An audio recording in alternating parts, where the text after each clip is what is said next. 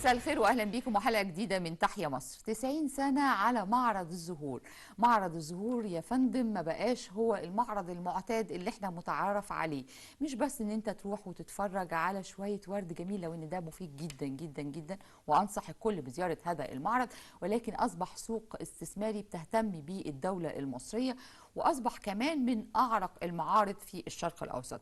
اسمحوا لنا النهارده نتكلم عن هذا المعرض في دورته ال90 مع المهندس مصطفى عبد المنعم، عضو اللجنه العليا لتنظيم معرض زهور الربيع واحد اهم منتجي الزهور في مصر. اهلا بحضرتك، مشرفنا لاول مره في تحيا مصر. اهلا بيك يا فندم، اهلا بالساده المشاهدين. 90 سنه على المعرض، فاكيد يعني ال 90 سنه دول يعنوا الكثير، يعني ارث كبير لمصر عشان تهتم بهذا كمان المعرض اللي اصبح له اهميه مختلفه. طبعا ده وقت تاريخي، يعتبر تاريخ في معرض الزهور صعب تكراره. ويمكن يضاف اليه كمان ان النهارده انه اصبح بيتعرض في متحف المصري. المتحف المصري له تاريخ، ده تاني متحف على مستوى العالم. احنا متحف غيرنا الزراعي ميعاده ومكانه، اتغير ميعاده بسبب بس رمضان والعيد، حضرتك عارفه، والمكان من الأورمان الى المتحف الزراعي بسبب التطوير في حديقه الحيوان وحديقه الأورمان. فطبعا 90 سنه دي عباره عن خبرات وعباره عن تجهيزات. معرض يعتبر معرض بيجي له ناس من كل انحاء العالم مش من مصر، في سفارات بتصر انها تيجي ويبقى لها زيارات في المعرض، وده بيحصل يوميا عندنا، بخلاف طبعا الناس اللي بتيجي من الدول العربيه، الشركات المختلفه والافراد. طيب اهم الفعاليات اللي بيشهدها هذا المعرض؟ المعرض بيشهد فعاليات كبيرة جدا، يعني بتبتدي من مبادرة سيد الرئيس انت عارف حضرتك المبادرة موجودة، فطبعا دي حاجة مهمة جدا لأنها بتجذب ناس، بخلاف المنافسة الشديدة اللي بتبقى موجودة، ودي طبعا بتبقى في الأول وفي الآخر في صالح الزائر اللي بيجي المعرض. بيلاقي قدامه كل حاجة، بيلاقي قدامه كمية شركات بتوصل لتقريبا في حدود ال200 شركة، كل واحد بيحاول يقدم كل اللي عنده، والاسعار بتبقى تنافسيه، عكس ما الناس بتفتكر ان المعرض بيبقى اغلى. لا بالعكس، المعرض بيبقى ارخص. طب رائع جدا. حضرتك ذكرت ان هذا المعرض بيبقى فرصه للتسويق والتسويق التنافسي، فمعنى كده ان هو اصبح معرض استثماري. طبعا يعني بيبقوا حريصين عليه كمان المنتجين ان هم يتواجدوا فيه. طبعا ده من الدرجه الاولى، لان حضرتك احنا النهارده لو بنتكلم على يعني الجمهوريه الجديده، ولو بنتكلم احنا على طريقه اعمار مصر دلوقتي، هنتكلم ان احنا كنا الاول كان البنى كله عباره عن بنى راسي، عماير، الدور السابع والعاشر والعشرين. النهارده حضرتك بتتكلمي على مدن. المدن دي يعني توسع افقي، وبالتالي كل توسع افقي هو محتاج للزراعه في الاول وفي الاخر. يبقى لازم يكون المنتجين والمنافسين موجودين، والشركات هي اللي بتختار في الاول وفي الاخر. في مشاركه دوليه في هذا المعرض، عارضين دوليين؟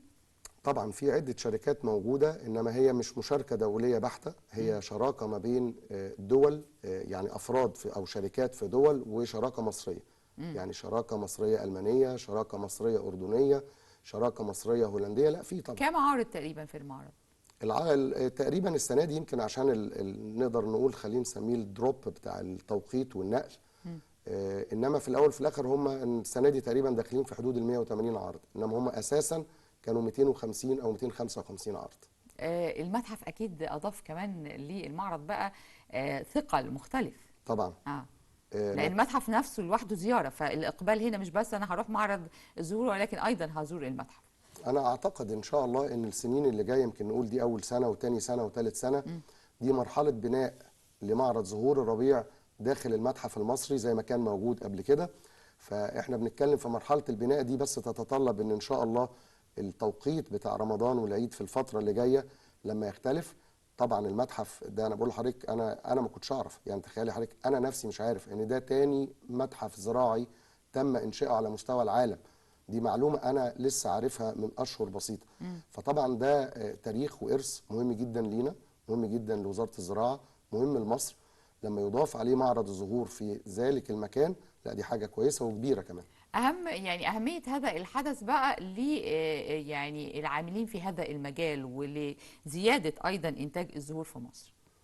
احنا طبقا طبعا للتعليمات والرؤية للدولة المصرية في الحد من الاستيراد وزيادة معدل الإنتاج والتصدير، فطبعا ده كان بيمثل بالنسبة لنا تحدي مهم جدا ان احنا نقدر ان احنا ننفذه.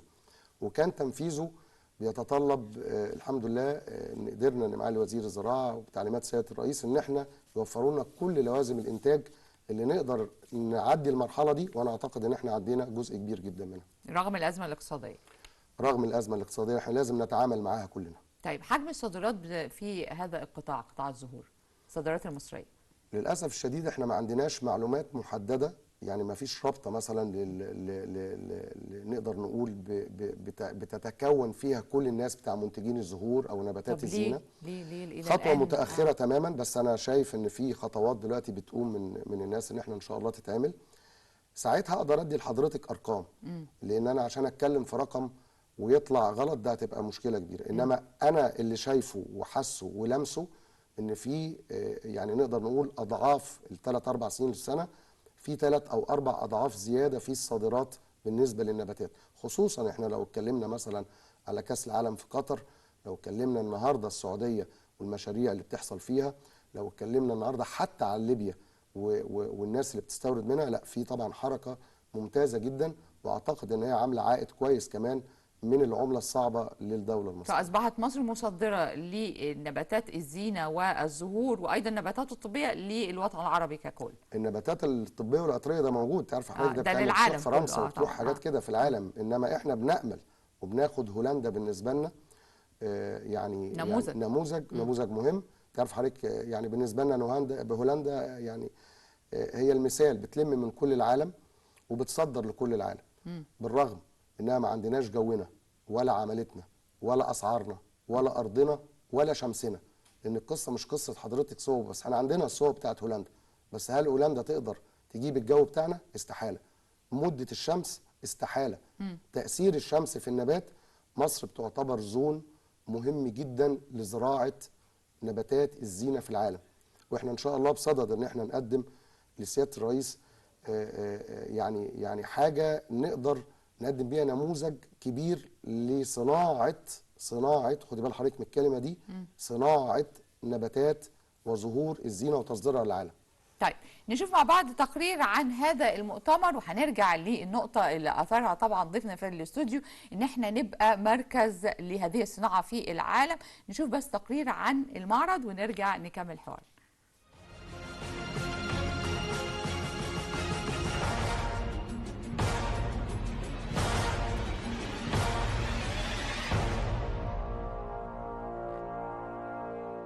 افتتح السيد القصير وزير الزراعة واستصلاح الأراضي فعاليات مهرجان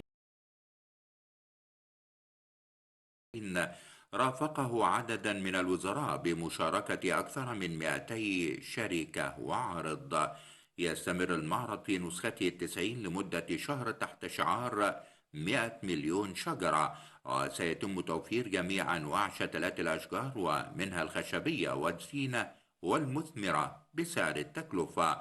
يشارك في معرض زهور الربيع كل منتجي الزهور ونباتات الزينة وأصحاب المشاتل وشركات اللاندسكيب ونظم الري الحديث، وكذلك يضم مستلزمات الإنتاج الزراعي فضلا عن منافذ بيع السلع الغذائية الخاصة بوزارة الزراعة. وقررت وزارة الزراعة تغيير مكان معرض الزهور هذا العام من حديقة الأورمان إلى المتحف الزراعي بالدقي، والمعرض مفتوح للجمهور يوميا من 9 صباحا إلى 9 مساء حتى 27 من يونيو الجاري، حيث يأتي في إطار تشجيع الدولة المواطنين وتشجيع الاهتمام بزيادة المسطحات الخضراء لتخفيض نسبة التلوث البيئي والانبعاثات الحرارية. وتدعم الحكومة مشاركة الشباب في استصلاح أهمية صناعة الزهور ونباتات الزينة في الاقتصاد القومي، وأهمية هذا الحدث لجميع المصريين وخاصة الشباب، وهو فرصة للاطلاع على أحدث ما وصلنا إليه في مجال نباتات الزينة والزهور.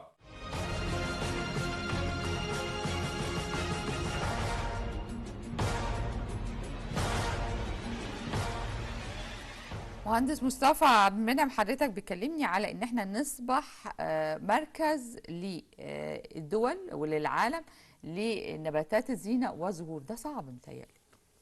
يعني مفيش حاجه صعبه. انا شايف ان القدوه بتاعتنا سياده الرئيس اللي بيعمله ما بيخليش حاجه صعبه، طالما في عائد هيجي، وطالما في تطور هيبقى ناتج عن هذه الصناعه، انا شايف ان ده حاجه ممتازه جدا، خصوصا انها هتدخل الدوله يعني عمله صعبه كبيره جدا. احنا لو اتكلمنا مثلا، لو خدنا نموذج على كينيا، نمره واحد في العالم دلوقتي في تصدير الكات فلاورز، ممكن يكون تصدير بتاع. سبقت هولندا كينيا؟ ما دي هو معلومة تاخدي جديدة. بقى بال لا. حضرتك، هي مش سبقت هولندا. آه. هو الشغل اللي حصل في كينيا شغل حصل عن طريق هولندا. فالنهارده كينيا اعتقد اخر ارقام كانت بتصدر ب 15 و16 مليار دولار كات فلاورز، تستفيد منها دول كتير وخصوصا هولندا. الكات فلاورز دي اللي هي اللي بنستخدمها احنا في المناسبات، اللي هي البوكيهات بالظبط، والحاجات بوكيه دي. الورد، بوكيه الورد.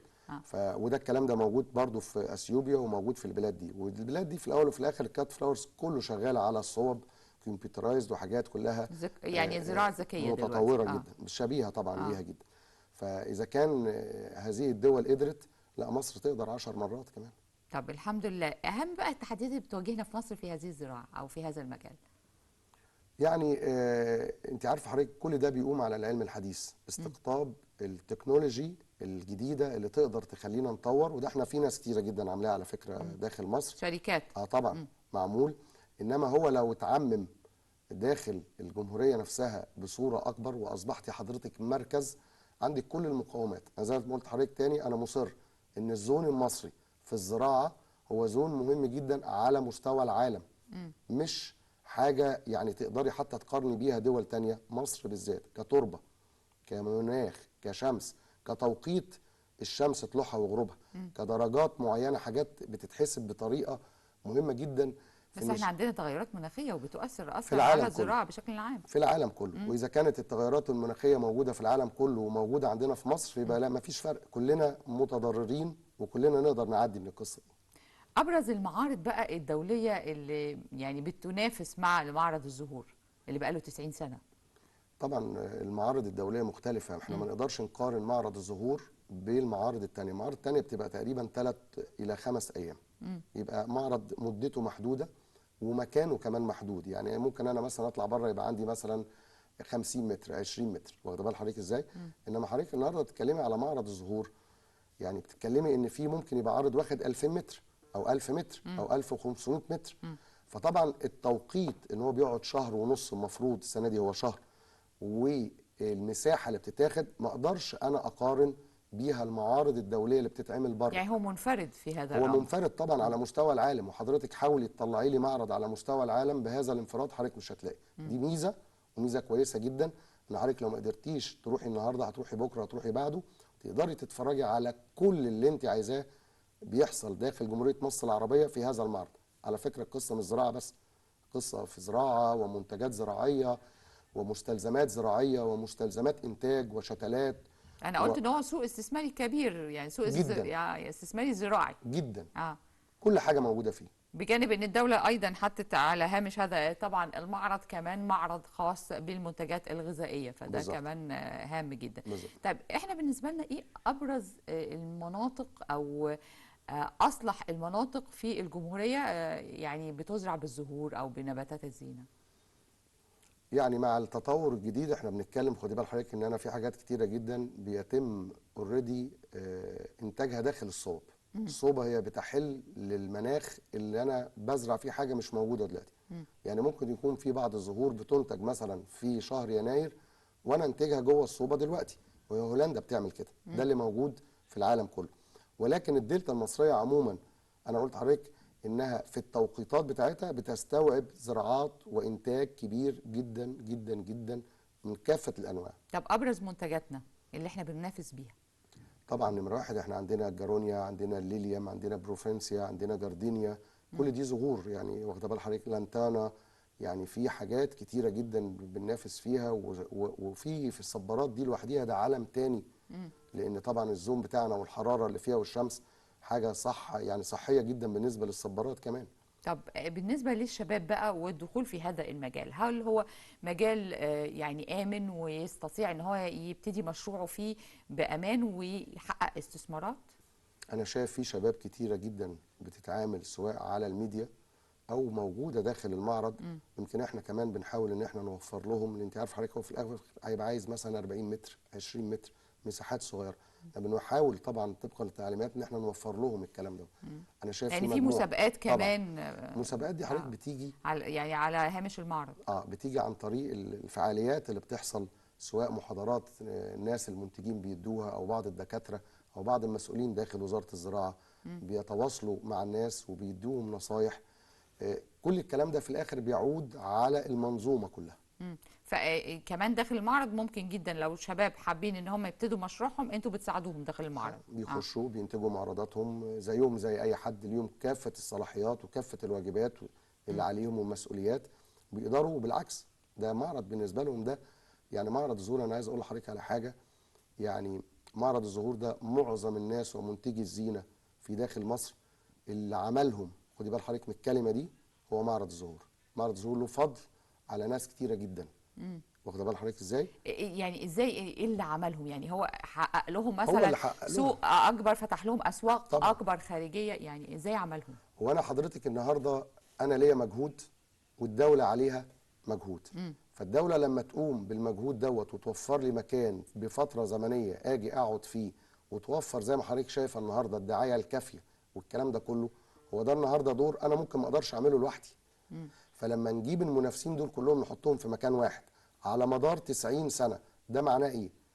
ده معناه ان حضرتك بتيجي كل سنه انت تقريبا عارفه الناس اللي جوه. يعني احنا في بعض ويحصل الاحيان نوع من الشراكه والتعاون ما بينكم وما بين يعني بعض. لو رجعنا للأورمان السنة اللي فاتت 33 ألف متر كانوا متأجرين داخل 28 فدان، كويس، 250 شركة. كل الكلام ده في الآخر بيعني إيه؟ أنت حضرتك ممكن تيجي تحبي تخش ما تلاقيش مكان إلا لو واحد اعتذر. وبالتالي هو معرض مهم.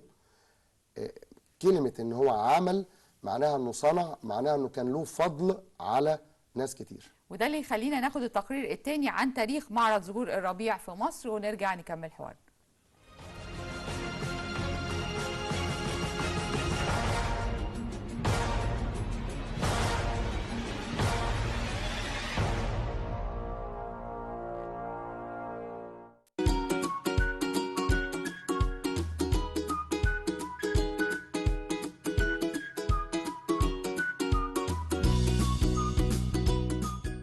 انطلق معرض الزهور 2023 والذي يعد المعرض السنوي الأكبر والأقدم في المنطقة العربية، وتقيمه وزارة الزراعة واستصلاح الأراضي. ويعد معرض الزهور 2023 حدثا ثقافيا اقتصاديا متميزا يحرص على زيارته المواطنين، خاصة المهتمين بقطاع الزهور ونباتات الزينة وتنسيق الحدائق. يأتي معرض زهور 2023 تحت شعار 100 مليون شجرة، وسيتم توفير جميع أنواع شتلات الأشجار الخشبية والزينة والمثمرة بسعر التكلفة. يتضمن معرض زهور 2023 مشاركة كل منتجي الزهور ونباتات الزينة وأصحاب المشاتل وشركات اللاندسكيب ونظم الري الحديث، وكذلك يضم مستلزمات الإنتاج الزراعي، فضلا عن منافذ بيع السلع الغذائية الخاصة بوزارة الزراعة. كما يشارك في معرض زهور 2023 متخصصون في جميع أعمال الزراعة، ومن بينهم متخصصون في ديكور المنازل وأسطح الفيلات وأرضيات صناعية والمناظر الطبيعية للمدارس والمطاعم والكافيهات بأعلى جودة وأقل أسعار.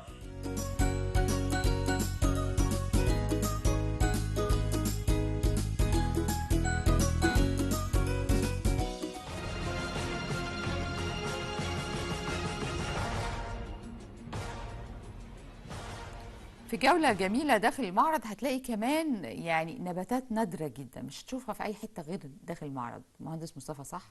طبعا. وكل سنة يعني بتلاقي حاجات يعني أنا بشوفها إن هي فوق الخيال. ما بعرفش إن هي موجودة في مصر، ممكن أشوفها خارج مصر، لكن داخل مصر أنا يعني مذهولة إن هي موجودة. أندر النباتات اللي موجودة في هذا المعرض. لا، في حاجات كتيرة جدا. يعني نقدر نقول اختلفت خلال السنين اللي فاتت طبعا. لان كان مهم جدا ان حضرتك تواكبي كل ما هو موجود في العالم بره. بنتعاون مع مين دوليا في هذا النطاق؟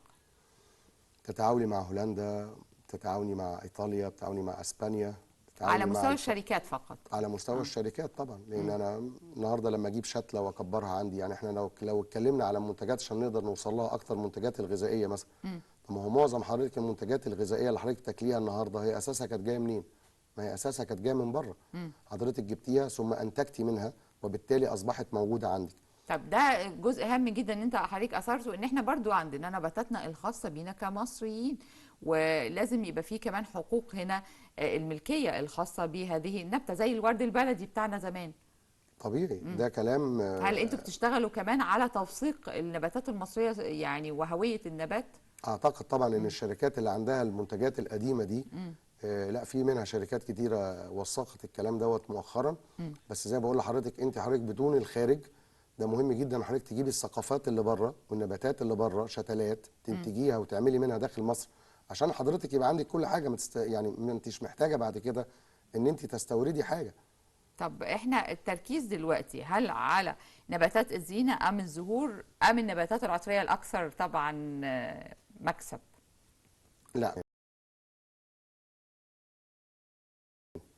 وبتصدر بره مصر من زمان. بنتكلم على الفل، على الريحان، على كل الحاجات. انما احنا النهارده بنقدر نتكلم نقول ايه؟ نقول ان كل حاجه وليها اهميه خاصه.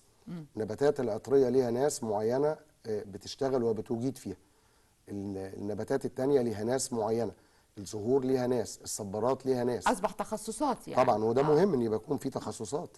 ده رائع، ما في كل المجالات طبعا. حتى هناك تخصصات ممكن يكون في بعض الشركات بتتخصص في كذا حاجه. ده مش غلط، انما في نفس الوقت التخصص مهم. طب السوق المصري هل هو مستهلك للزهور ولا لا؟ طبعا. مستهلك بدرجه كبيره جدا، رغم لعلمك ارتفاع الشعب الاسعار المصري. والازمه الاقتصاديه. تعرفيه منين؟